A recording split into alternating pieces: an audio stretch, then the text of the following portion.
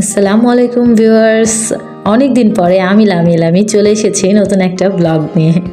জানি এটা ইফতারের ব্লগ, আর অনেক দিন হয়ে গিয়েছে এই শ্যুটটা। তারপরেও আমি আসলে সময় না পাওয়ার কারণে দিতে পারিনি। সেদিন আমার বাসায় সবার ইফতারের দাওয়াত ছিল, আমার ভাই, তারপরে আমার খালা শাশুড়ি, নানি শাশুড়ি, শাশুড়ি, ননদ, সবার। আর আমার স্টুডেন্টরা তো আছেই, যেহেতু আমার স্টুডেন্টরা ছাড়া আসলে আমার পরিবার ইনকমপ্লিট, তাই ওদেরও সেদিন দাওয়াত ছিল। তো দুই রুমে হচ্ছে দুই গেস্টদেরকে খাওয়ানোর ব্যবস্থা করা হচ্ছিল। ওদেরকে যে রুমটাতে আমি পড়াই, টেবিল সরিয়ে সবসময় এটা আমি ক্লিন করে ফেলি যাতে ওরা বসতে পারে। এই রুমটাতে হচ্ছে মাইশার বাবা সার্ভ করছিল, আর পাশের রুমে আমার ভাই। পাশাপাশি আমার খালা শাশুড়ি আমাকে অনেক কিছুতে হেল্প করছিল, আমার ননদরা, আমার স্টুডেন্টরা অনেক, মানে সবাই সব কাজে হেল্প করছিল। এই যে আমি হচ্ছে জুস দিচ্ছি, আমার স্টুডেন্ট নিয়ে নিয়ে সার্ভ করছে।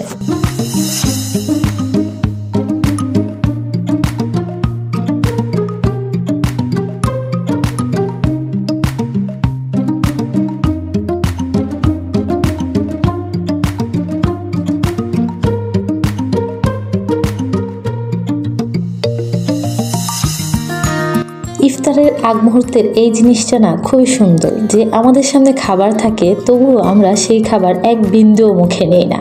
সবাই খুবই আনন্দের সাথে দিনটি উপভোগ করছিল।